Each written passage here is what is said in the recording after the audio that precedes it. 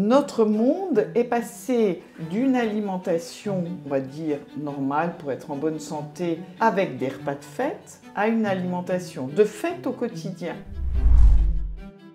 Le terme régime devrait être interdit. Le plus grand danger des régimes, quel qu'il soit, c'est l'effet yo-yo. Si on interdit quelque chose, on va générer une frustration et on va générer un retour de balancier avec des débordements. Donc ça, c'est jamais une bonne chose. La consommation importante de ce type d'aliments est associée à un risque accru d'un certain nombre de maladies chroniques, maladies cardiovasculaires, cancers, etc. C'est de leur rappeler que quand on prend l'avion, quand l'hôtesse de l'air vous explique en cas de dépressurisation qu'est-ce qui se passe, eh bien vous mettez d'abord le masque sur votre nez et seulement après sur votre enfant, parce que si vous tombez malade, si vous perdez connaissance, qui s'occupera de l'enfant? Et donc de prendre conscience que parce qu'elles ont des responsabilités à la maison, alors elles doivent se mettre en priorité pour s'occuper d'elles-mêmes. Un microbiote équilibré va mieux s'adapter et que plus on va réduire la biodiversité de son microbiote, plus on aura de risque de faire une obésité, de faire des problèmes de diabète, etc. Et pour bichonner son microbiote, il lui faut de la diversité. Et donc il y a 5 classes d'aliments qui vont permettre d'avoir un microbiote diversifié et en bonne santé. C'est donc... Docteur Boutron-Ruot, bonjour et bienvenue sur notre chaîne. Merci de m'avoir invitée, je suis ravie. Aujourd'hui, on va parler alimentation et perte de poids. Pour commencer, je vous propose de vous présenter. Alors, je suis médecin interniste et gastro-entérologue. Je suis docteur en nutrition sur le plan de la science parce que j'ai été pendant très longtemps directrice de recherche à l'INSERM. Actuellement, je suis praticien à l'Institut Mutualisme Montsouris où je m'occupe de patients en situation de grande obésité. Les journées doivent être bien remplies. Pas mal. En préparant cette vidéo, vous m'avez dit qu'il y a quelque chose qui vous tient à cœur, c'est le fait de fragmenter ses repas, l'importance du rythme alimentaire au cours de la journée. Est-ce que vous pouvez m'expliquer? Alors effectivement, ça c'est ma casquette de chercheur. Nous avons montré sur une très grande cohorte de femmes que nous suivons depuis plus de 30 ans que plus l'alimentation était fractionnée à calories égales sur la journée, moins on risquait de développer un diabète de type 2. Et d'autre part, que si l'apport alimentaire était surtout concentré sur le début de journée, toujours pareil, à apport énergétique égal dans la journée, plutôt que d'avoir, ce qui est très occidental et surtout très habituel dans les grandes villes, des repas du soir plutôt très importants avec pas grand-chose le matin, eh bien qu'on prenait moins de poids. Donc, petit déjeuner de roi, déjeuner de prince, dîner de pauvre. D'accord. Et donc ça, quand on dit fragmenter, c'est simplement 3 fois? Ou il faut aller plus loin que ça? En tout cas, cette étude sur l'aspect diabète, on a montré que le goûter assez traditionnel finalement français était une bonne chose. C'est-à-dire que par rapport aux personnes qui n'avaient que 2 prises alimentaires dans la journée, celles qui en avaient 3, mais surtout celles qui en avaient 4, risquaient moins de développer un diabète. Et alors pour mes patients qui eux ont été opérés de chirurgie bariatrique et qui ont, je leur dis, un bébé estomac, il faut qu'ils le nourrissent avec amour toutes les 3 heures. En fait, donc on fait faire non seulement les 3 repas, petit déjeuner, déjeuner, dîner, mais aussi une collation le matin si l'espace entre le petit déjeuner et le déjeuner est trop important, et au moins une collation l'après-midi, voire éventuellement pour les gens qui se couchent tard et qui dînent relativement tôt, une collation le soir. D'accord, donc ça c'est des recommandations, vous m'avez dit, qui sont bien pour les patients diabétiques, pour des personnes opérées... Pour éviter le diabète. Pour éviter le diabète, voilà ce que j'allais vous demander. Est-ce que c'est curatif ou est-ce qu'on a un effet déjà... Préventif. Ok. Préventif de la prise de poids, préventif de l'arrivée du diabète, mais évidemment chez les patients qui ont déjà ces pathologies, c'est encore plus important évidemment d'avoir cette bonne distribution de l'énergie au cours de la journée. C'est assez contre-intuitif, je trouve. Enfin, en tout cas, c'est difficile de comprendre la logique. Est-ce qu'on sait ce qui sous-tend ces résultats? Alors, ce qu'on sait, c'est quand on a un gros apport alimentaire en une fois, eh bien, on va avoir un pic glycémique et un pic insulinique. forcément en parallèle. Et que le rôle de l'insuline, c'est de faire redescendre la glycémie, je dis à mes patients aussi bas qu'elle est montée haute, sous forme de graisse, sous forme de stockage dans les cellules. Donc, si vous fragmentez, vous restez en quelque sorte en dessous des radars de la sécrétion d'insuline, ou en tout cas vous avez une sécrétion d'insuline qui est raisonnable, et donc vous évitez de stocker, de programmer ce stockage. D'accord, donc ça, cette notion d'index glycémique, peut-être que vous pouvez définir, elle est très importante dans l'alimentation? Elle est effectivement très importante, c'est-à-dire que tout ce qui va faire monter rapidement la glycémie, et il y a des choses comme la baguette, alors je suis désolée, elle est passée au patrimoine immatériel de l'humanité, et c'est vrai que c'est délicieux, mais il vaut mieux une baguette à ce moment-là avec des fibres ou avec des graines, qui a un index glycémique plus faible, parce que surtout si vous mangez du pain industriel qui vraiment n'a pas beaucoup de consistance, et en tout cas certainement pas beaucoup de fibres, eh bien, dès la bouche, vous fabriquez du sucre.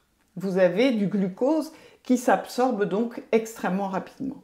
Donc tout dépend avec quoi c'est consommé. Parce que c'est tout l'intérêt d'avoir des fibres alimentaires ou des aliments qui vont ralentir la vidange gastrique et ralentir l'absorption des glucides, de façon à avoir justement ce qu'on va appeler cet index glycémique faible. Donc, en particulier, la pectine de pomme, les fibres solubles, par exemple, du flocon d'avoine, donc tout ça va avoir un index glycémique faible et avoir un impact favorable et sur la glycémie, mais aussi sur les lipides. Est-ce que vous pouvez me réexpliquer ce que c'est que l'index glycémique, s'il vous plaît? Alors, l'index glycémique, intuitivement, c'est ça. C'est-à-dire que plus l'index glycémique est élevé, plus ça veut dire qu'on fabrique rapidement du sucre avec un aliment. Alors, bien sûr, c'est ce qui a été calculé pour les aliments, c'est quand l'aliment est pris seul. Donc, c'est pour ça que si vous mangez une pâtisserie à la fin d'un repas un peu complet, et surtout si vous prenez un café après, qui lui aussi va avoir cet effet de ralentir la vidange gastrique, eh bien l'index glycémique global sera plus satisfaisant. Tandis que si vous mangez la pâtisserie toute seule, par exemple pour le goûter, alors là, vous avez une flèche. D'accord. Est-ce qu'on sait pourquoi certains aliments arrivent à baisser l'index glycémique moyen du repas? Bien, ça dépend vraiment et de la rapidité de la vidange gastrique et aussi des fibres qui vont faire en sorte que finalement la charge de sucre direct sur la muqueuse intestinale va être plus faible. Donc, on sait par exemple aussi qu'un yaourt va ralentir la vidange gastrique et donc va permettre d'avoir un index glycémique plus faible, évidemment, si vous ne mettez pas 3 tonnes de sucre avec. Donc, les patients que vous suivez, vous faites une liste, ou en tout cas vous les informez sur l'index glycémique des aliments pour qu'ils viennent plutôt piocher dans des aliments à index glycémique faible? De façon finalement assez simple, tous les aliments, on va dire naturels, ont un index glycémique plus faible que des aliments transformés, voire ultra transformés. Et donc, on leur dit simplement d'éviter de consommer du sucre parce qu'on sait que chez eux, surtout qui ont une facilité de stockage, puisqu'ils ont vraiment un organisme entraîné à ça, ça va leur faire des pics de glycémie et du stockage, mais aussi éventuellement des pics d'hypoglycémie, et où ils peuvent faire ce qu'on appelle un dumping syndrome, c'est-à-dire un malaise, parce qu'ils auront monté trop vite leur glycémie, surtout quand vous avez un bébé estomac, forcément il se vidange très vite, et donc à ce moment-là, vous allez avoir un afflux de sucre immédiat et des malaises. Donc, tout ce qui va être un aliment complet, naturel, va avoir un index glycémique plus faible. Donc, du pain complet par rapport à du pain blanc, des céréales complètes, par exemple des pâtes complètes ou du riz complet par rapport à l'équivalent blanc, mais même par exemple les pâtes, on va dire un peu à l'italienne, al dente, c'est-à-dire dont tout l'amidon n'a pas été complètement cuit, eh bien, vont avoir un index glycémique plus faible que des pâtes, vous voyez le tapon qui est bien resté dans le fond de la casserole, et là qui va être du sucre assez rapidement. Donc la cuisson, donc effectivement, il faut essayer de privilégier le riz complet au riz blanc, les pâtes complètes aux pâtes non complètes, etc. Mais il y a également la cuisson qui joue. Oui. Je crois qu'il y a la maturité aussi. Par exemple, une banane encore assez ferme va avoir un index glycémique plus faible qu'une banane qui est très très mûre, voire avec un petit peu des taches brunes. Vous voyez, on sent d'ailleurs, elles sont extrêmement sucrées. Je ne vous dis pas de manger, croquer une banane qui soit vraiment verte, mais on autorise par exemple pour un diabétique des bananes qui ne sont pas très mûres parce qu'on sait qu'une partie de l'amidon n'a pas été transformée en sucre et donc on va avoir finalement un index glycémique assez faible. D'accord. Et je crois qu'il y a la même chose avec si un aliment est mixé ou pas également. Non, je crois que ça modifie aussi. Parce que ça va casser les fibres, c'est ça? Absolument. Par exemple, une pomme de terre, on sait par exemple qu'une pomme de terre, si vous la faites bouillir et qu'ensuite vous la mettez au frigidaire, eh bien l'amidon va se transformer en petits grains. Alors c'est peut-être un peu moins agréable évidemment, mais une pomme de terre refroidie et que vous reconsommez après, soit en salade, soit même réchauffée, eh bien il y a une partie de l'amidon qui sera moins bien digestible et donc un index glycémique plus faible par rapport à une purée de pommes de terre écrasée qui va effectivement être digérée plus facilement. D'accord. Donc voilà, tous ces petits ajustements permettent de baisser l'index glycémique et du coup de réduire... Et puis, ce qui est très important, c'est d'associer des aliments. C'est-à-dire que les Italiens sont pas mal, hein, leurs pâtes al dente, ils les consomment toujours avec des légumes ou avec des sauces qui vont ralentir la vidange gastrique. Ce qui fait que l'index glycémique sera correct. Donc il faut veiller à avoir des fibres à chacun de ses repas et des légumes à chacun de ses repas. Ça, c'est une bonne règle. Oui, c'est très basique, mais... Et il y a de très très bonnes recettes qui combinent des féculents et des légumes.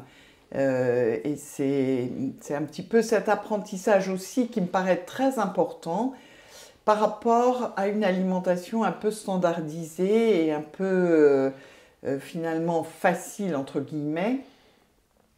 Mais c'est une question d'organisation. C'est-à-dire que si on sait garder au congélateur par exemple des légumes bruts, hein, il est très facile du coup de faire ces mélanges et ça cuit assez rapidement. Et donc finalement le bénéfice d'acheter le plat tout prêt est moins important, même pour quelqu'un de pressé. Stop, je coupe très rapidement cette interview passionnante pour vous donner une information qui va vous intéresser. Avec Raph, on a créé les Tips de GG et Raph. Une newsletter exclusive où l'on va vous partager tous nos conseils santé appuyés par nos lectures d'articles scientifiques. Un dimanche sur deux, nous vous dévoilons nos pépites pour booster votre santé après 50 ans. Cliquez juste ici pour y accéder. Vous pouvez bien sûr vous désabonner à tout moment si le contenu ne vous intéresse pas. Allez, on reprend l'interview, je ne veux pas déranger Raph plus longtemps. Est-ce que ça passe par là aussi de bien manger, de faire attention à ce qu'on mange, de savoir cuisiner ? Ah, ça me paraît évident. Hein, ça me paraît évident parce que, et ça c'est peut-être un des problèmes qu'il y a eu dans la foulée des années 60, années 68, etc. On a eu une certaine perte de transmission des habitudes, du plaisir simplement de cuisiner. Hein. Donc ça a été évidemment la montée progressive et un peu l'américanisation de notre système d'alimentation, mais de la fast-food, quoi. C'est-à-dire j'ai faim, je mange tout de suite. C'est important aussi quand on a faim de préparer les choses, vous voyez, parce qu'il y a tout son système digestif qui se prépare, qui sent les odeurs, etc. Si vous vous nourrissez à toute vitesse, ça c'est ce qu'on appelle la tachyphagie, vous savez, on mange très très vite, il n'y a plus rien qui arrive au cerveau qui permet d'engranger, de se dire non, non, mais attends, là ça suffit, j'ai assez mangé.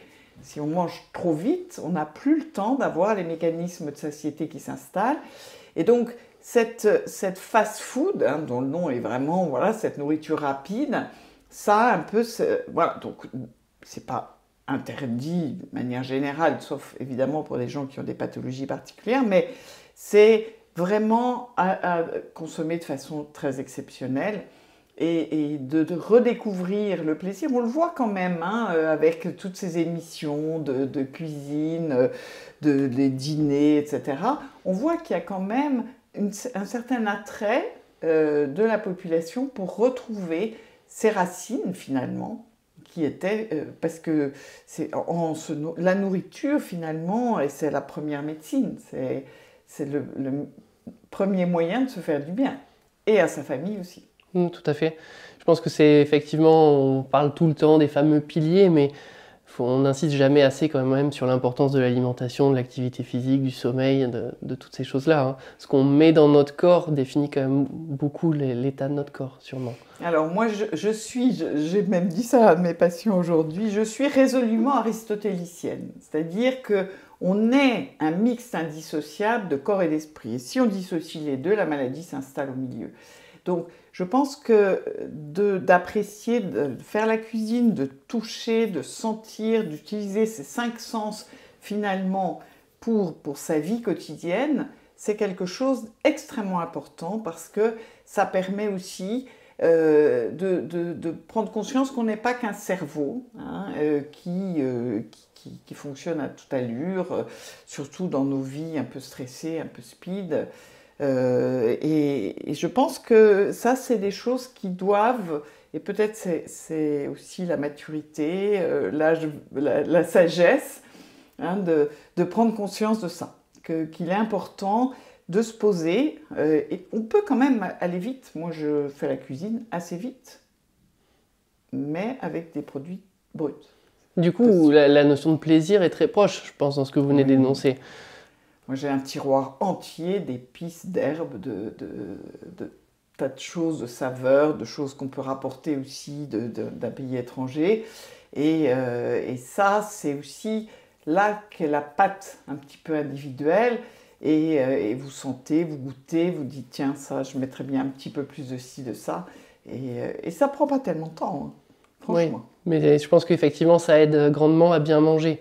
Parce qu'on aime manger des choses, on aime découvrir des choses. Voilà. Et on s'intéresse aussi, mine de rien. Est-ce que ça, inconsciemment, c'est plutôt des céréales, des légumes, des légumineuses, etc. Et finalement, tout ça après est plus facile peut-être à agencer dans l'assiette. Alors c'est bien que vous parliez des légumineuses parce que c'est vraiment l'ANSES a demandé dans les dernières recommandations qu'ils soient consommés au moins 2 fois par semaine.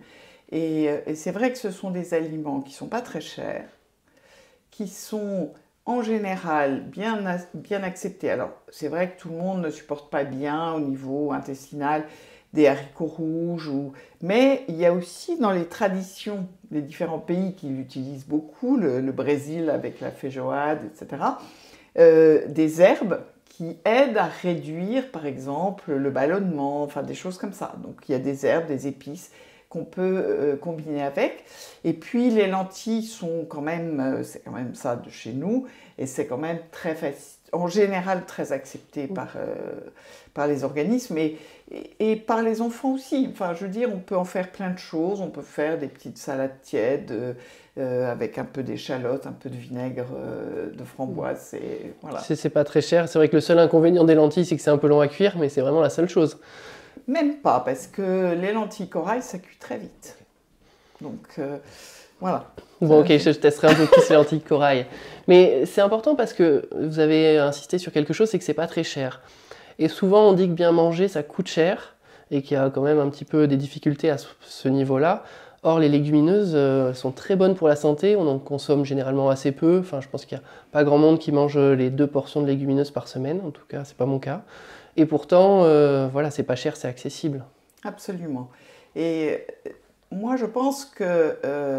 alors, je reconnais que pour des gens, j'ai certains patients qui sont vraiment très, très modestes, les fruits peuvent être chers.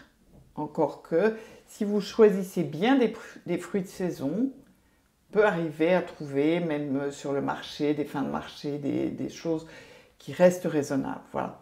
Et c'est les fruits, les légumes, mais de plus en plus, on trouve des légumes surgelés, tout prêts, non cuisinés, bruts, et qui sont finalement, il y a zéro déchet, puisque en fait le légume est tout prêt. Il y a zéro non plus déperdition, puisque vous pouvez cuire juste la petite portion dont vous avez besoin. Et voilà, ça reste des choses qui sont quand même abordables. Souvent, en fait, les gens qui disent qu'ils n'ont pas beaucoup d'argent et qui n'arrivent pas à se nourrir correctement sont aussi des gens qui vont taper sur des nourritures industrielles qui ne sont pas si économiques que ça. Alors, bien sûr, le sucre, ça, c'est pas cher. C'est pas une vraie nourriture. Voilà. Donc, Et du coup, les légumes surgelés, ça, c'est une option que vous mettez en avant? Oui, oui, parce que très souvent, les gens se plaignent de deux choses. Premièrement, du temps d'épluchage. Et deuxièmement, du fait qu'ils ne savent pas quelle quantité acheter. Vous voyez, vous achetez 1 kilo de carottes, puis finalement, vous allez en manger 2, puis elles vont finir par pourrir dans le frigidaire. Vous achetez un gros chou-fleur alors que vous êtes tout seul, voilà, vous allez en manger pendant toute la semaine, vous allez vous lasser. Donc ça, c'est le gros avantage, c'est que c'est portionnable. D'accord. Et donc finalement, si on considère qu'il n'y a pas de perte, pas de déchets, finalement, c'est assez économique. Ça peut rester raisonnable. Et c'est une brique qui est très facile parce qu'on rentre le soir, peut-être qu'on a travaillé tard, etc. On a des petits pois au congélateur. C'est rapide à faire cuire dans de l'eau. Et puis, même, maintenant, vous avez des micro-ondes, des choses quand même qui permettent de cuire. Vous mettez un petit fond d'eau, ça cuit assez vite, ou en cocotte, enfin... Ok. Tout à l'heure, vous avez parlé du coup du sucre, qui n'est pas un véritable aliment, en tout cas qui n'a pas d'intérêt vraiment nutritif. Pourtant, il y a plein de gens qui sont accros au sucre. Ça, c'est un vrai problème. Alors, il y a deux choses.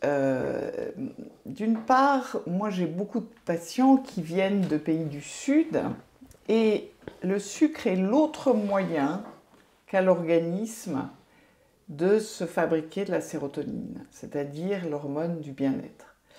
Et j'ai de nombreux patients qui font ce qu'on appelle une dépression saisonnière, ou qui sont en tout cas sensibles à la baisse de luminosité, et qui invariablement, au mois de novembre, vont me dire « Docteur, je ne sais pas ce qui m'arrive, moi qui n'étais pas sucre, il faut que je mange un truc sucré le soir. » Voilà. Donc je leur propose de s'offrir une lampe de luminothérapie, et du coup d'être moins dépendants, parce qu'ils vont réussir à fabriquer la sérotonine, à se sentir bien, seront moins accros au sucre. Après, il y a une forme, alors il faut être prudent dans le terme d'addiction, parce que ça peut recouvrir vraiment des exceptions très différentes, mais dans ce schéma que je montre à mes patients, c'est-à-dire le pic de glycémie dont on a parlé tout à l'heure, voilà, suivi du pic d'insuline, eh bien, la redescente est assez sévère, peut chez certains patients même être très sévère et aboutir à un malaise. Et donc, quand vous êtes en bas, eh bien, instinctivement, votre corps vous réclame du sucre.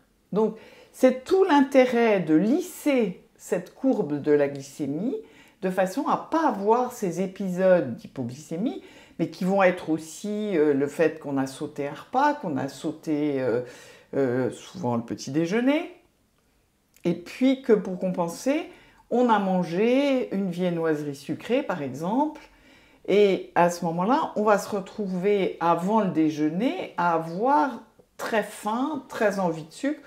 Vous êtes au bureau, il y a des collègues qui ont apporté une boîte de chocolat, vous avez ou un gâteau, etc. Et voilà, ça va venir très facilement, et on ne se rend pas compte que finalement, on va prendre des calories que j'appelle des calories vides, parce qu'elles n'apportent en même temps aucun micronutriment essentiel à la construction de l'organisme. Donc, il n'y a pas du tout d'interdiction de quoi que ce soit, mais ce qui est important, je disais souvent à mes patients aussi, notre monde est passé d'une alimentation, on va dire, normale pour être en bonne santé avec des repas de fête, à une alimentation de fait au quotidien. Et donc, c'est là où on voit bien le déséquilibre.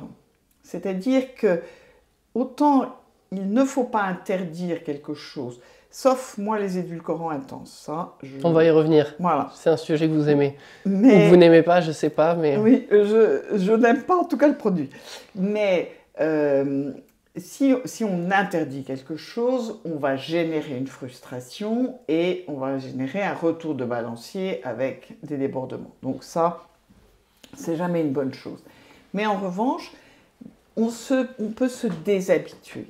Moi, je me souviens quand j'étais enfant, adolescente, que j'aimais bien boire un café après le repas de midi comme mes grands-parents, parce que faisait ça, voilà, c'était un petit moment sympa, convivial, et je mettais du sucre dedans. Et puis, à un moment, je me suis dit, mais finalement, jour après jour, ça en fait beaucoup, je vais essayer de voir ce que ça donne sans. Et je me suis très vite et très bien déshabituée, c'est-à-dire que il m'arrive vraiment exceptionnellement, quand le café est très mauvais, très très serré, de mettre un petit peu de sucre, mais d'une manière générale, maintenant, je le préfère comme ça. Et donc, c'est une question de s'habituer. Et c'est vrai que si on commence à avoir dans son bureau des bonbons, des gâteaux, des petites choses, voilà, et que dès qu'on a un petit moment de stress au bureau, on va aller taper là-dedans, on va s'habituer, et même au niveau cérébral, on va avoir un peu ce comportement d'enfant finalement, où je ne me sens pas bien, donc je me fais une petite récompense, hein, c'est ce qu'on appelle les circuits de la récompense, donc ça c'est très important dans notre fonctionnement, mais qui va être orienté sur l'oralité. Et on va se rendre compte que petit à petit, on va prendre du poids, on ne va plus être très bien. Et puis, plus tard, éventuellement, et surtout si on a des antécédents dans ce sens-là, risquer de faire un diabète. Et ce qui est très surprenant, c'est que plus on mange sucré, plus on mange du sucre, plus on supporte le sucre et plus on veut que les aliments soient sucrés. C'est ça. On habitue aussi ses papilles à un goût. C'est la même chose pour le sel, d'ailleurs. Le sel est quelque chose qui va donner plaisir à l'aliment, et les industriels l'ont très très bien compris, en surdosant en sel leurs aliments, donc ce qui va donner aussi une certaine forme d'accoutumance et de désir de garder ce goût. Et là aussi, on le voit chez des patients qui sont hypertendus, pour lesquels on leur a demandé de réduire leur rapport en sel, par exemple, où il y a même des régimes américains qu'on appelle la DASH diet, par exemple, qui sont pour essayer justement de réduire le risque cardiovasculaire, eh bien, on déshabitue les papilles au sel. Et après, les mêmes personnes vont trouver un plat extrêmement salé et désagréable, alors que c'était leur habitude avant. Donc, ça, c'est vraiment important aussi. Oui, faire attention au sucre et au sel. Et ce que vous avez dit, ce qui est très triste, c'est que dans les plats préparés, on en retrouve beaucoup, parce qu'effectivement, ça rend le plat plus agréable. En plus, c'est très peu cher. Et du coup, l'industrie agroalimentaire, souvent, on abuse dans tous les plats préparés. Alors, c'est aussi le rôle des chercheurs de travailler.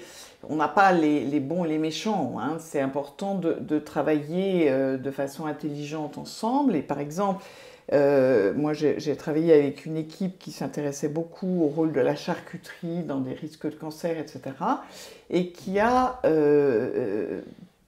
encouragé par ses travaux, par ses relations avec l'industrie, les industriels à réduire le rapport en sel, en nitrite, par exemple, dans la charcuterie. On voit de plus en plus des charcuteries où il est marqué que c'est réduit en sel, ou qu'il n'y a plus de nitrite, mais plutôt des bouillons de légumes qui permettent de préserver l'aliment, donc de respecter quand même le côté bactériologique qui est très important, mais sans du coup avoir des apports en sel excessifs. Donc je pense que il est important effectivement de travailler avec les industriels dans le bon sens, et que les travaux d'épidémiologie nutritionnelle, par exemple, qu'on a fait, nous, soient suffisamment connus pour que ça les incite à modifier leur attitude.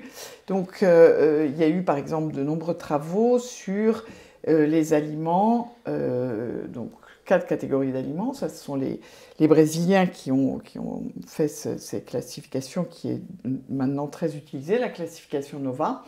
Vous avez les aliments simples, les aliments transformés et les aliments ultra transformés. Voilà, 3 catégories. Et donc les aliments transformés, ça va être par exemple un morceau de viande que vous allez faire cuire, ou ça va être du pain du boulanger. Vous voyez ? D'accord. Par rapport à un aliment ultra transformé qui va être du pain industriel dans lequel il y aura des conservateurs, des tas de choses qui sont ajoutées pour augmenter soit la durabilité, soit la palatabilité, soit des conditions un petit peu de viscosité, enfin vous voyez. Et donc ces aliments, de plus en plus de travaux mettent en évidence l'association avec entre leur consommation et le risque de pathologie chronique. D'accord. Y compris des pathologies chroniques sévères. Cette échelle NOVA, on peut la retrouver sur Internet et il y a tous les aliments qui sont classifiés ? C'est assez... Oui, et puis c'est assez simple au fond. Oui. Parce que c'est assez intuitif. C'est-à-dire, au fond, pratiquement tous les aliments industriels vont être des ultra transformés. Voilà. Et donc, par exemple, une paella que vous allez fabriquer vous-même avec des aliments bruts et votre recette va être un aliment transformé. Hein. Personne ne vous demande de manger le riz dur et simplement vos crevettes toutes seules ou votre morceau de poulet froid. Donc, ça fait partie de la cuisine, de la nourriture des humains. Mais vous pouvez avoir une recette de paella en boîte. Alors, je ne cite pas de marque, et puis il y en a certainement qui sont moins chargés en conservateurs, en sucre. Il y en a des moins pires et des meilleurs. Voilà. Mais, par principe, ça va être des aliments ultra transformés, c'est-à-dire qu'ils vont avoir rajouté à l'aliment des choses qui ne sont pas nécessaires dans la recette. Des choses qu'on ne mettrait pas si on le cuisinait chez nous. Absolument. Des conservateurs, voilà, des choses comme ça. Voilà. Ok. La lécithine de soja, des agents de texture, du sel, du sucre, des choses, voilà. Et donc petit à petit quand même, même si on ne fait pas de lien avec toutes ces petites substances, on se rend compte que quand elles sont présentes à la fin, l'aliment il est quand même nocif pour la santé. La consommation importante, voire pour certains quasi exclusive de ce type d'aliments, est associée à un risque accru d'un certain nombre de maladies. Ouais, de maladies chroniques, maladies cardiovasculaires, cancers, etc. Ok. Donc les édulcorants intenses. Et justement, je pense que le but des édulcorants intenses, c'est d'éviter de trop manger de sucre. On a parlé des méfaits du sucre juste avant. Pour autant, ce n'est pas forcément une bonne opération que de remplacer ces sucres par des édulcorants. Non. D'une part, moi, avant même qu'il y ait eu des travaux, je dirais que d'instinct, je me disais que tromper l'organisme, pas forcément une bonne chose. Il a été montré il y a quelques années, des études expérimentales, que certains de ces édulcorants, ceux qui ont été étudiés et disponibles à l'époque, entraînaient quasiment un génocide de certaines populations bactériennes dans le microbiote. Alors, le microbiote, c'est ce qu'on appelait avant la flore intestinale. Alors, on n'a pas que du microbiote intestinal, d'ailleurs, on a du microbiote cutané, on en a un petit peu partout, salivaire, etc. Mais, donc, au niveau intestinal, entraînait une perte de population entière de bactéries. Or, la biodiversité, c'est comme la forêt amazonienne, ça nous est absolument indispensable. Plus on perd de la biodiversité dans notre microbiote, moins on est adaptable et plus on risque de faire des maladies métaboliques, obésité, diabète, etc. Et donc, il y a eu certains travaux, dont des travaux de notre équipe, qui ont montré que les personnes en bonne santé qui consommaient régulièrement des édulcorants intenses avaient plus de risques au bout de quelques années de faire un diabète, de développer un diabète, que des gens qui n'en consommaient pas. D'accord. Toutes choses égales par ailleurs, c'est-à-dire indépendamment du fait qu'ils consomment du sucre à côté. Comment on les repère, ces édulcorants intenses, du coup? Alors quand moi j'ai un goût, dès que je prends une gorgée d'un produit qui a été sucré avec des édulcorants intenses, je vous le dis tout de suite, c'est quand même pas tout à fait le même goût que le sucre. Mais après, d'autres l'aiment bien.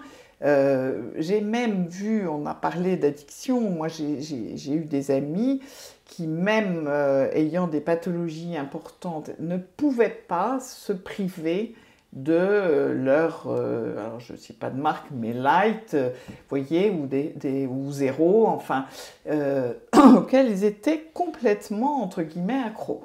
C'est-à-dire qu'il leur fallait tous les jours, alors un ou deux, c'était pas énorme, et c'était des gens qui avaient des vraies pathologies, en particulier aussi. Donc ce sont, pour ces sodas en plus, ils sont souvent acides, donc vont entraîner une acidification de l'organisme, une déminéralisation. Donc, en particulier, j'ai une amie qui avait une ostéoporose très sévère, mais elle était absolument accro à ça. Donc ces sodas sucrés et donc acides, ça peut également jouer sur l'ostéoporose? Alors ça, c'est... Donc, que ce soit sucré avec du vrai sucre ou des édulcorants, dedans, il y a des acides. Et ce ne sont pas forcément... les acides faibles de fruits, quand vous mangez une orange, se transforment en base dans l'organisme. Donc ne vont pas acidifier l'organisme. Voilà, donc ils perdent leur notion Ils acide. deviennent au contraire des bases faibles et donc vont contribuer à un bon équilibre. Il y a eu de nombreux travaux qui ont été faits. Moi, j'ai été dans deux jurys de thèse de travaux qui ont été faits par l'INRA sur justement cet équilibre acide-base et les aliments plus ou moins acidifiants. Les aliments qui sont acidifiants sont tous les aliments industriels, les aliments très sucrés, très salés et les protéines animales, surtout en quantité très importante. D'accord. Donc vraiment le mode de vie occidental. Et ça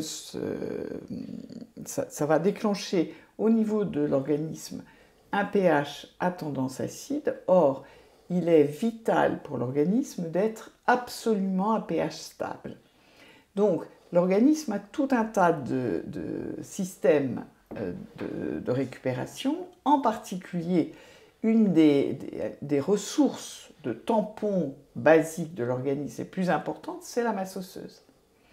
Donc, ces apports trop acides vont entraîner chroniquement une déminéralisation osseuse.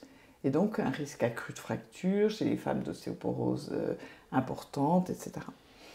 Donc même par exemple entre deux produits laitiers, vous voyez, un yaourt va avoir un rapport protéines sur calcium plus faible que du fromage blanc.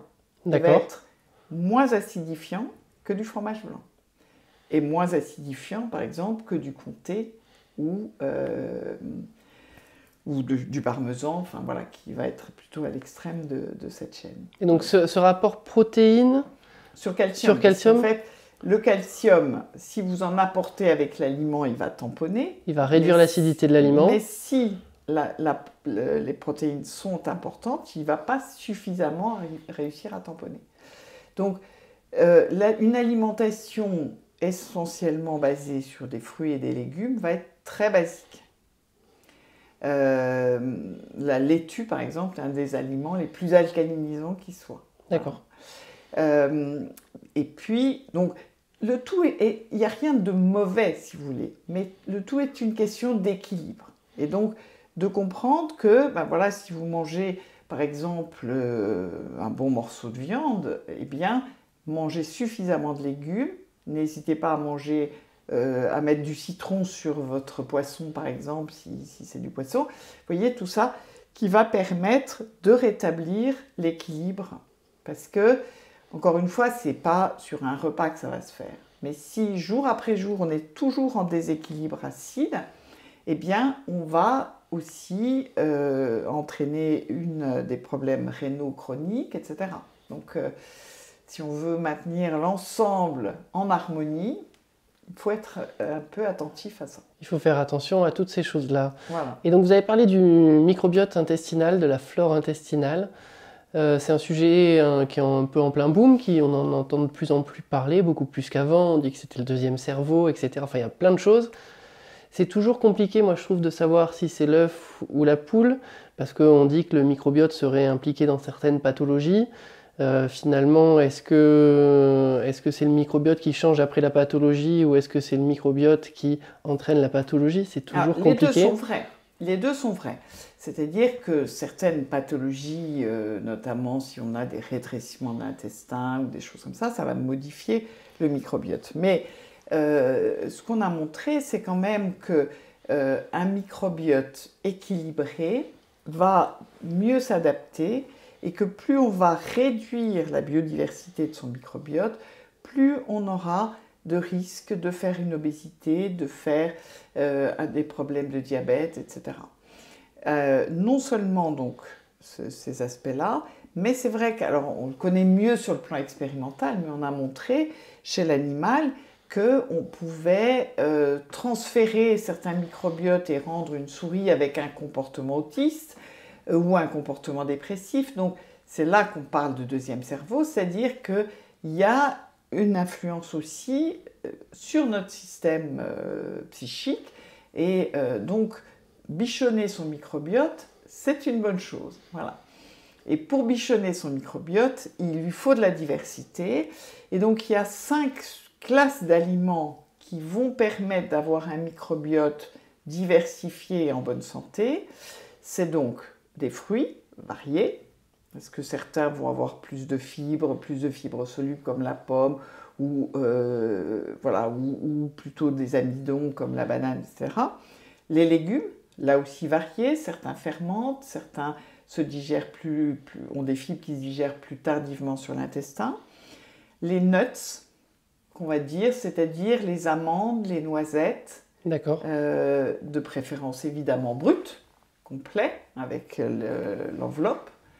Les légumineuses, on en a déjà parlé, et puis les produits céréaliers complets, c'est-à-dire qui contiennent l'enveloppe, sous forme de riz complet, de pain complet, de flocons d'avoine au petit déjeuner, etc. Alors, comme il faut savoir quand même que les pesticides se concentrent dans l'enveloppe des céréales, quand on consomme des céréales complètes, ça vaut la peine, et le delta de prix n'est pas important, de les consommer plutôt bio. Voilà. D'accord. Et comment on peut savoir que notre microbiote est un petit peu défaillant et qu'il faut qu'on en prenne un peu plus soin? Alors souvent, les gens ont mal au ventre, ont des troubles du transit, et là aussi, c'est des travaux que nous avons réalisés dans l'équipe où on a montré par exemple que certains troubles intestinaux étaient associés à un risque accru de diabète, certains autres troubles intestinaux différents plutôt associés à un risque accru de polyarthrite rhumatoïde. Donc vous voyez, on peut montrer que des déséquilibres très macroscopiques, parce que quand les gens sont chroniquement constipés ou chroniquement diarrhéiques, ou ils ont cette alternance diarrhée-constipation, on voit bien que ce n'est pas un fonctionnement intestinal normal. Un intestin qui fonctionne bien ne fait pas parler de lui. Voilà. Par essence, quand vous n'entendez pas parler de votre intestin, c'est que globalement, il ne va pas trop mal. Voilà. Si vous commencez à ballonner, à avoir des épisodes bizarres, eh bien, c'est qu'il n'est pas très content. Alors, si on veut faire bien, entre guillemets, c'est-à-dire se dire, non, tout ça, je ne mangeais pas, là, je vais me remettre à manger des choses complètes, des légumineuses. Je dis aussi à mes patients, imaginez que vous avez une usine de pâte à papier et que vous faites rentrer des barres de métal. Vous voyez bien que les machines vont casser. C'est-à-dire que ça s'apprivoise un microbiote. C'est-à-dire que vous n'allez pas du jour au lendemain faire un gros afflux d'un aliment qu'il n'a pas l'habitude de traiter sans dégâts. Et après, vous allez vous décourager en disant « Ah oui, mais ça me fait mal au ventre ». Donc, à chaque fois, il faut introduire gentiment et un peu régulièrement un aliment. Parce que c'est pareil, si un jour vous lui donnez toute une certaine sorte d'aliment, par exemple, vous avez mangé une énorme platée de haricots secs, et puis le lendemain, vous allez vous manger 1 kilo d'oranges. Moi, j'ai une de mes patientes qui ne mangeait que 3 kilos de pommes par jour. Voilà, tous les jours, vous voyez. Quelquefois, je leur disais, si vous étiez un animal, on aurait des problèmes avec Brigitte Bardot. Parce que les gens font quelquefois des choses absolument extrêmes avec eux-mêmes qui sont pas très futées entre nous. Hein. Donc, c'est justement de vivre, et c'est là où voilà, ma philosophie aristotélicienne intervient. C'est-à-dire que si vous êtes en bonne intelligence avec votre corps, sans être obsédé au quotidien par lui non plus, mais vous n'allez pas faire n'importe quoi. Vous n'auriez pas l'idée, avec un enfant, un bébé, de lui donner un jour un énorme morceau de fromage, le lendemain de lui donner son biberon, le surlendemain vous lui donnez ce que vous avez sous la main. Vous allez bien voir que ça va très vite pas aller et que ça va être de la maltraitance. Mais la maltraitance vis-à-vis de soi-même, on le fait au quotidien, ça, croyez-moi, y compris moi de temps en temps. J'interromps rapidement la conversation passionnante que j'ai avec mon invité pour vous dire quelque chose de très important. Vous avez remarqué que quel que soit le sujet qu'on aborde, quels que soient les invités que l'on reçoit, ils sont tous unanimes sur l'importance de pratiquer une activité sportive. Avec Jérôme, on est persuadé que la course à pied est le sport qui a le pouvoir de véritablement transformer votre vie. Quel que soit votre âge, même si vous avez plus de 50 ans et même si vous n'avez jamais couru de votre vie, vous pouvez devenir un coureur ou une coureuse. Vous devez simplement être progressif pour doucement adapter votre corps à cet effort et respecter certaines étapes indispensables pour renforcer vos articulations. Avec GG, nous voulons que, peu importe le regard des autres, peu importe la peur d'échouer, vous fonciez pour réaliser vos rêves. C'est pourquoi nous avons passé beaucoup de temps à chercher puis à synthétiser des études scientifiques pour vous mettre à disposition notre formation gratuite qui s'intitule « Débuter la course à pied après 50 ans sans vous blesser ». La formation dure 7 jours et elle reprend les conseils les plus importants pour vous éviter de réaliser les erreurs que nous rencontrons le plus chez nos patients. Vous recevrez les différentes leçons directement dans votre boîte mail. C'est totalement gratuit et vous pouvez vous désinscrire à tout moment si vous n'êtes plus intéressé par nos emails. Le plaisir des footings sous le soleil le dimanche matin sera bientôt à vous. Cliquez sur le lien en haut à droite de votre écran pour vous inscrire. Faites-le maintenant car on modifie régulièrement les conseils de la formation gratuite. On reprend l'interview. Et ça, c'est très important ce que vous venez de dire, c'est-à-dire que par exemple quelqu'un qui nous écoute, qui est sensibilisé, qui repère quelques petits points d'amélioration possibles peut-être. Il ne faut pas que d'un coup il change toutes ses habitudes. Absolument. Parce que sinon ça va mal se passer, la personne va se dire « Ah ben non, finalement c'est pas pour moi de manger des légumineuses ». Alors qu'en fait, voilà. Le fait de ne pas le supporter au début, c'est normal. C'est juste de réhabituer, donc toujours en petite quantité, de voir comment ça se passe. Et puis, voilà, c'est toute une éducation progressive. Hein. Alors, il y a un autre point que je trouve très intéressant, c'est que si vous naissez par césarienne, vous héritez du microbiote cutané de votre maman, alors que si vous naissez par voie basse, vous héritez de tout son microbiote intestinal, voilà, qui est beaucoup plus divers, beaucoup plus riche, beaucoup plus diversifié. D'accord. Donc ça, c'est un point que je demande toujours à mes patients, et puis aussi où ils sont nés. Parce que un patient qui est né, par exemple, au Mali, avec une alimentation par voie basse, avec une alimentation qui était, par exemple, assez riche en produits céréaliers complets, en poissons, peu de laitage, par exemple, enfin, des aliments qui ne sont pas exactement notre habitude, va arriver en France et va se mettre, en plus, si le milieu est plutôt modeste, à manger du McDo, du fast-food, etc. Et moi, je vois arriver des gens qui ont des troubles intestinaux, voire des troubles intestinaux des fois sévères, parce que, ben voilà, ils n'ont pas du tout tenu compte de ce qu'était leur équipement. Et l'équipement de quelqu'un qui est né en Côte d'Ivoire n'est pas le même que celui de quelqu'un qui est né au Maroc ou de quelqu'un qui est né en Bretagne ou même dans le sud de la France, vous voyez. Donc c'est ça aussi la bonne intelligence avec soi-même, c'est de regarder quel est l'équipement qu'on a au départ. Et c'est pour ça aussi que des conseils alimentaires ont pu être donnés à certaines périodes de façon assez standardisée. Et ça, c'était pas très malin. Parce que dire à quelqu'un... Moi, j'ai à une période, je voyais arriver des femmes juste après la ménopause qui se tordaient de douleur, qui avaient très mal au ventre, et qui me disaient, voilà, j'ai vu ma gynéco qui m'a dit maintenant attention avec le risque de cholestérol, le risque d'ostéoporose, il faut que je boive du lait, que je mange plus de fromage ou très peu de fromage.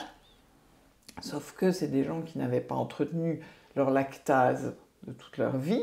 Lactase, c'est la petite enzyme qui digère le sucre dans le lait. Le sucre du lait. Et donc, elles se retrouvaient à ballonner, à avoir de la diarrhée, être pas bien. Et forcément, en plus vous êtes né en Afrique, c'est pas du tout votre culture. Donc, on va trouver un moyen intelligent de faire en sorte que on ait... Voilà. La chose déjà la plus simple, c'est que maintenant on a du lait appauvri en lactose. Donc ça, c'est déjà une bonne chose. Mais voilà, pour certains, c'est pas du tout ce que leur microbiote accepte bien. Et donc, il faut se rapprocher. Moi, j'aime bien, en plus, je trouve ça passionnant, de demander aux gens quelle est l'alimentation traditionnelle de chez vous. À quoi avez-vous été habitués, jusqu'à quel âge? Et qu'on essaye de se rapprocher. Alors, pas forcément si leur habitude, c'était de faire toutes des sauces à la dacatine, qui est vous savez, c'est du peanut butter. Peut-être pas l'idéal quand on essaye de pas trop prendre de poids. Mais d'autres choses, de comprendre, voilà, quels étaient un petit peu l'équilibre des repas, la façon dont les gens mangeaient, et de s'en rapprocher. Et on a souvent de très bons résultats, des gens qui avaient chroniquement mal au ventre. Et alors, il y a des extrêmes. Moi, j'ai eu il y a quelques années un patient qui venait, parce que ça faisait 3 ans qu'il était suivi par les uns les autres, parce qu'il avait très mal au ventre. C'était un vieux monsieur de 70 ans, absolument adorable, qui était un monsieur d'origine algérienne.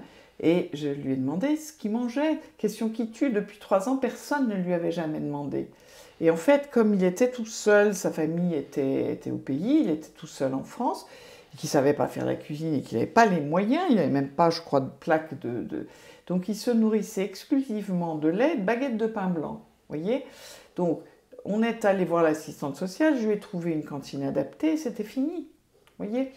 Donc beaucoup de simple bon sens permet de rétablir des choses finalement... Beaucoup de problèmes et des choses qui étaient peut-être étiquetées comme des pathologies qui sont en fait une mauvaise utilisation de son propre corps en fait. Absolument, voilà. Et ça, faut essayer de... Ça revient un peu sur ce que vous disiez au début avec le plaisir de cuisiner, d'expérimenter, etc. Il faut aussi expérimenter ce que son corps supporte, comment il fonctionne, qu'est-ce qu'il digère, qu'est-ce qu'il digère pas. Alors, avec une des choses dont je me méfie beaucoup, qu'on va appeler l'orthorexie. C'est-à-dire que il y a... C'est un peu dans la lignée de ce que je vous disais sur certains conseils nutritionnels qui avaient été donnés de façon un petit peu abrupte à une époque. C'est-à-dire que parce que certaines personnes, effectivement, ne digèrent pas le gluten, alors on va faire du gluten-free partout. Et si vous êtes à table avec ces personnes-là, elles vont vous regarder de travers parce que vous mangez un petit morceau de pain. Voilà. Donc le problème de cette psychologie, donc on va appeler cette espèce de désordre qu'on va appeler l'orthorexie, c'est que c'est une façon de se rassurer en se donnant des règles ultra strictes, souvent pas très socialement acceptables. Donc c'est des gens qui vont avoir beaucoup de mal du coup à dîner en famille ou à dîner avec des amis ou à aller au restaurant parce que finalement, quand vous n'avez pas le droit à ci, vous n'avez pas le droit à ça, etc. Je ne parle pas des cœliaques, des gens qui ont une vraie maladie ou une vraie intolérance qui a été identifiée. Bon, vous avez des gens qui sont allergiques à un produit ou intolérants, etc. Ça, c'est un autre problème. Mais de plus en plus, c'est une façon aussi de se rassurer, de se dire avec ça, je vais être bien cadré et je vais être en très bonne santé. Ce qui n'est pas forcément vrai. D'accord. Voilà. Parce que c'est pas si simple. De plus en plus, par exemple, on a des régimes végétariens, voire végétaliens. Quelqu'un qui est un peu formé à ça peut être en très bonne santé avec un régime végétarien, voire vegan, c'est compliqué, il faut obligatoirement se complémenter en B12. Parce qu'il n'y a que les animaux qui sont capables de le faire. On a des vidéos qui vont arriver qui parlent de ça, exactement. Donc, voilà. Mais de plus en plus, et dans les travaux de recherche on montre qu'il y a deux sortes de plant-based diet, c'est-à-dire d'alimentation à base de végétal, donc privilégiant plutôt le végétal. Vous avez celle qui est saine, c'est-à-dire qui va surtout utiliser des aliments complets, des fruits, des légumes, et puis celle qui est non saine, où vous allez manger certes des produits qui sont d'origine végétale, mais ça va être du pain blanc, des gâteaux. Ça c'est végétal, hein. Si vous ne mettez pas d'œufs dedans, si vous ne mettez pas de lait, vous avez du vrai végétal, mais c'est de la calorie vide, voyez. Et donc on montre que si l'une, celle qui est healthy, celle qui est saine, va être associée à une réduction de certaines pathologies, l'autre, ce n'est pas du tout le cas. Voilà. Donc, c'est important qu'on reste quand même, encore une fois, dans le bon sens, dans des choses raisonnables. Autant un patient qui a vraiment une pathologie lourde, des pathologies inflammatoires, qu'il essaye des régimes restrictifs en étant accompagné, bien sûr, de façon à ne pas générer de carences, ça se comprend et ça peut quelquefois avoir de très bons résultats. Mais pour quelqu'un qui est en bonne santé, c'est aussi important que la tête aille aussi bien que le corps. Hein, et la tête, c'est aussi la convivialité, le plaisir de découvrir. Tout en étant raisonnable, c'est-à-dire que, encore une fois, on va éviter d'avoir une alimentation de fête au quotidien, mais on peut continuer à vivre ensemble. Et tout ça, c'est important parce que les repas, c'est aussi un moment convivial, c'est un moment où on se retrouve, où on échange, où on parle. Vous avez parlé des régimes restrictifs. Alors ça, je pense que c'est une grande demande de la population. Beaucoup de personnes souhaitent perdre du poids. Les personnes qui viennent vous voir, vous estimez que c'est, avec cette demande de perdre du poids, c'est quoi les premières étapes à mettre en place? Alors, d'abord, le terme régime devrait être interdit. Parce que régime directement implique frustration. Et frustration indique que ça débordera un jour. Et le plus grand danger des régimes, quels qu'ils soient, c'est l'effet yo-yo. C'est-à-dire que les gens vont certes perdre sur une courte période, parce qu'en général, ils sont capables de se tenir sur j'ai besoin de rentrer dans mon maillot de bain, il faut que je perde 5 kilos, je vais faire ce régime-là pendant une semaine, 15 jours. Ils vont avoir perdu du poids. S'il n'y a pas eu d'éducation nutritionnelle, ils vont reprendre. Et ils reprendront plus parce qu'ils ont stressé leur organisme, généré du coup un certain nombre de mécanismes de défense. Ils vont reprendre plus que ce qu'ils ont perdu. Donc ils vont recommencer un régime. Ils reperdront un petit peu, pas tout. Et ils vont monter encore plus haut. Et nous, nos grands obèses, quasiment tous, ont fait cet effet yo-yo. Quasiment tous. Avec en plus une composition corporelle qui change à chaque fois parce que en perdant beaucoup de poids, ils perdent du muscle et après quand on reprend du poids, on reprend que de la graisse. Absolument. Hein. Donc, et on parle même de certaines obésités sarcopéniques où il manque du muscle et ça, c'est une des éléments, on en reparlera, de l'importance d'accompagner ça évidemment avec de l'activité physique.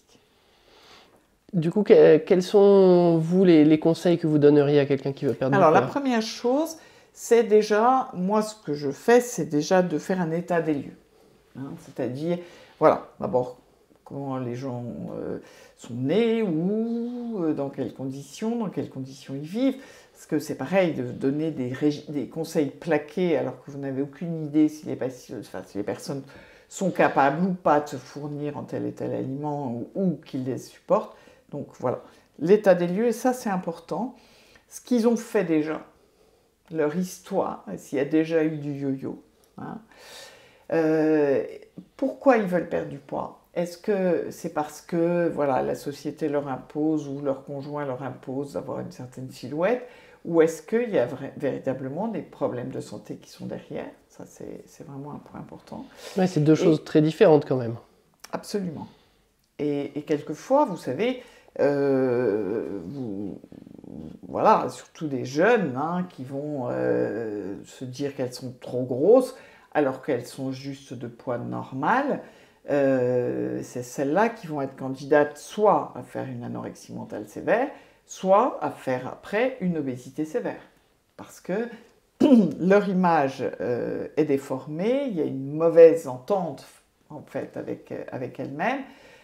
Souvent, on n'a pas assez parlé, mais de ce que les Américains appellent le fat bashing, c'est-à-dire aussi cette image que vous impose la société où il faut être beau, jeune, en bonne santé, mince, etc.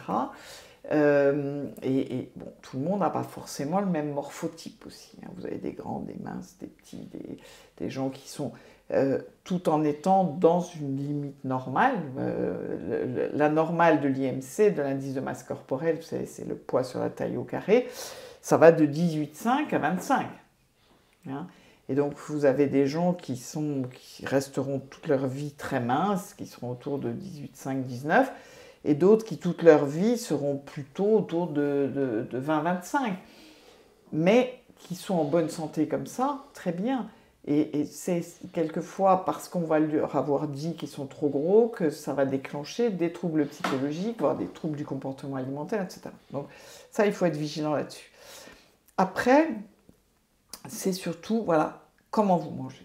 Et dans, on va dire, au moins 75% des cas dans nos grandes villes, petit déjeuner sauté, déjeuner vague sandwich, et le dîner, on se pose. Voilà.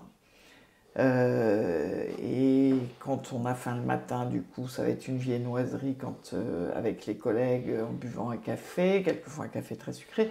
Donc, on va déjà décrypter, regarder ce qui est très déséquilibré. Moi, vraiment, je n'aime pas les régimes restrictifs parce que ça ne marche pas bien. En tout cas, ça marche ponctuellement, mais ça induit déjà des problèmes psychologiques et d'autre part, on a un rebond quasiment obligatoire. Personne ne peut être crispé dans sa vie tout le temps, vous comprenez? Il faut bien vivre. Donc, c'est d'apprendre à vivre en bonne intelligence, c'est-à-dire de voir comment on peut... Donc, c'est plus de l'éducation nutritionnelle, de la rééducation nutritionnelle. Ça peut partir aussi de l'histoire des gens, c'est-à-dire, voilà, quelles sont les traditions chez vous, qu'est-ce que vous aimez manger? Eh bien, voilà, certains vont prendre un petit déjeuner salé, par exemple, parce que ça leur convient bien, parce que c'est aussi la tradition chez eux. Et donc, de se rapprocher le plus possible de ce qui correspond à leur histoire et à leur microbiote, et surtout de corriger les grosses anomalies de leur équilibre. Donc avec un patient ou une patiente, vous n'abordez jamais le nombre de calories totales sur une journée, sur un repas, alors, etc. C'est vrai qu'on est aidé par des diététiciennes, mais même les diététiciennes fonctionnent de cette façon-là. On n'est pas sur des quantifications. Voilà. Parce que qui dit quantification veut dire rigidité psychique. Hein. Donc c'est plutôt une estimation de la taille des portions. Nous, nos patients, on va leur apprendre progressivement, par exemple, à réduire la taille de l'assiette. Plutôt que d'avoir, vous savez, les grandes assiettes de présentation là, que vous pouvez remplir à l'infini, on va aussi suggérer, par exemple, d'éviter de mettre le plat sur la table mais plutôt de servir à l'assiette. De façon à ne pas être tenté de se resservir simplement parce qu'on est en train de papoter et que le plat est devant, ben voilà, on se sert de façon quasi automatique. Voyez, donc de reprendre conscience de ce que c'est que de s'alimenter, ça doit être un plaisir, un bonheur, mais aussi un bonheur en tenant compte du bon équilibre de son corps. Voilà. On ne le remplit pas. Donc, surtout pas de télévision pendant qu'on regarde, qu'on déjeune. Hein. Parce que ça distrait l'attention. Absolument. Ça a été montré. D'abord, les temps d'écran, c'est ce qu'on appelle la sédentarité. Hein, c'est défini par le temps passé devant un écran. Nous met dans une situation d'hypométabolisme. Là, on ne bouge plus rien. Hein, donc, on a une dépense énergétique minimale. Donc, déjà, en soi-même, c'est pas génial. Et puis, quand effectivement on prend l'habitude de manger devant la télévision, on engouffre de façon automatique. C'est-à-dire que le cerveau ne peut pas être sur deux choses. Il est passionné par soit les infos catastrophiques, soit un film génial. Eh bien, vous êtes capable de manger des quantités incroyables. Surtout, alors s'il y a le sac de pop-corn, les machins, vous voyez, le plateau du samedi soir, là. Donc, vraiment, et ça, c'est surtout évidemment important pour nos patients qui ont des problèmes de poids, c'est de supprimer ça. En plus, surtout quand les gens sont en famille, c'est quand même hyper important pour les parents d'être à l'écoute de leurs enfants, de pouvoir discuter, voilà. Des parents qui mangent devant leurs enfants, devant la télévision, ça génère aussi voilà, des familles un peu autistiques hein, qui ne se parlent plus et les enfants vont engouffrer aussi pour compenser une espèce de manque affectif de ce côté-là. Voilà. Donc, alors c'est plus compliqué. J'ai quelques patientes qui sont vraiment seules, donc je leur conseille de se mettre une bonne musique, de façon à ce qu'il y ait un accompagnement agréable, mais qui ne soit pas visuel et qui ne détourne pas de l'alimentation. Est-ce qu'on pourrait dire qu'il faut être manger en pleine conscience? J'exagère ou... Pas du tout. Ça fait partie des choses qu'on essaye d'éduquer nos patients à faire. Hein. Donc, il a été montré que, de toute façon, donc c'est cette méditation en pleine conscience, donc tout ce qui aide finalement d'être en pleine conscience de la réalité de son corps, c'est-à-dire de ses sens et tout ça, c'est quelque chose justement qui permet d'améliorer cette collaboration entre le corps et l'esprit, et donc de prendre conscience de ce qui... Donc, on a des vraies éducations à l'alimentation en pleine conscience. Ok, super. Et du coup, à l'opposé, quels sont les marqueurs que vous retrouvez chez les personnes qui n'arrivent pas à perdre du poids?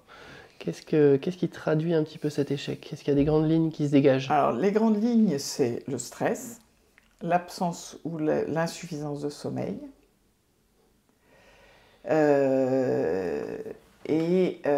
donc la grande sédentarité, c'est-à-dire des gens qui travaillent devant des écrans, qui ne bougent pas de la journée et qui ne prennent pas le temps, on va dire, de faire du sport à côté. Hein.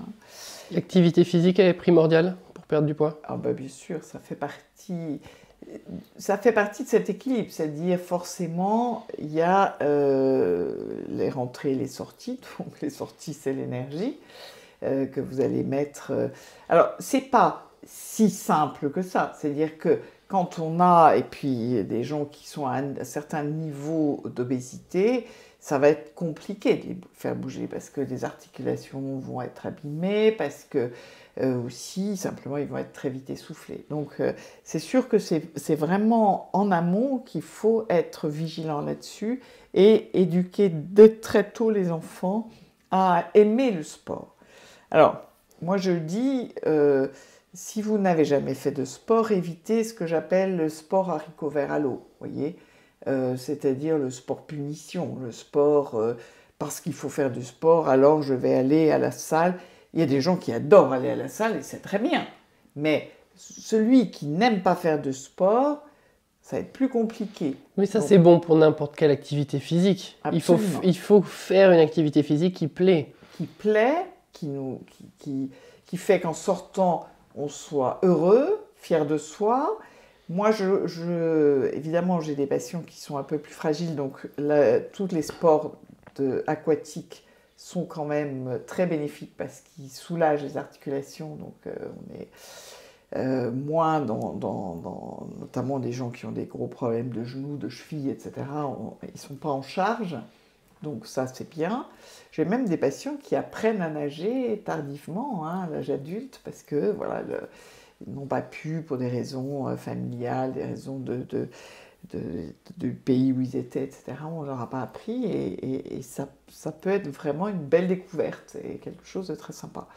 Et puis, moi j'encourage les gens à faire des sports qui soient rigolos pour eux, c'est-à-dire d'aller danser avec son conjoint ou... alors, je crois que ça existe moins en France. Moi, quand j'étais en Angleterre, j'allais à des danses en ligne. Vous avez un meneur de jeu qui vous dit, voilà, vous allez faire 3 pas sur le côté, 2 pas dans l'autre sens, vous tournez sur vous. Donc vous arrivez comme vous êtes, vous n'avez pas besoin de tenue particulière, vous n'avez pas besoin d'être à 2, donc si vous n'avez pas de conjoint qui veuille aller danser ou d'amis, etc., vous venez comme vous êtes.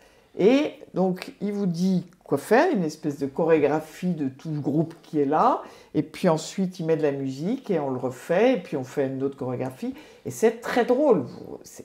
Mais il y a quand même ça, on le voit, moi je le vois avec les patientes, je dis patientes parce que j'ai l'impression que c'est plus féminin, mais bon, pourquoi pas, des personnes qui n'aiment pas le sport, mais qui aiment danser. C'est ça. Bah, qu'elles aillent danser. Absolument, absolument. Ça peut être aussi de découvrir quelque chose de nouveau. Par exemple, il y en a qui tout d'un coup découvrent que le yoga, ça leur plaît parce qu'il y a un côté voilà, un peu méditatif, etc. D'autres, le qigong ou des sports asiatiques. Il y a quand même, on a la chance maintenant d'avoir une multitude de sports disponibles, et alors en particulier dans les grandes villes, très subventionnés par les mairies, on a des possibilités qui sont souvent assez peu onéreuses, enfin qui peut se permettre, voilà. Et comme pour la cuisine, il faut expérimenter. C'est-à-dire les sports, il faut pas avoir peur de pousser une porte, finalement ça plaît, on reste, mais si ça plaît pas, il faut sortir.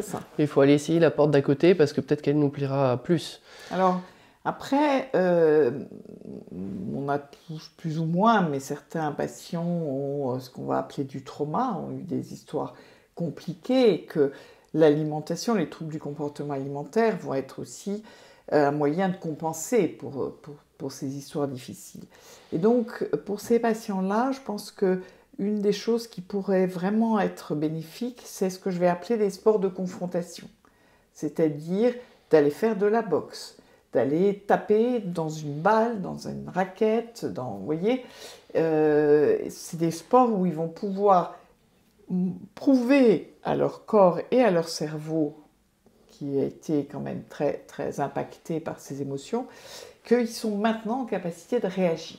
Et ça, c'est très important, parce que ça fait partie aussi de la prise en charge, c'est-à-dire que la prise de poids, la maladie, tout ça, ce ne sont pas des fatalités, une catastrophe supplémentaire qui s'abat sur eux. C'est important, phénomène de reconstruction. C'est ça.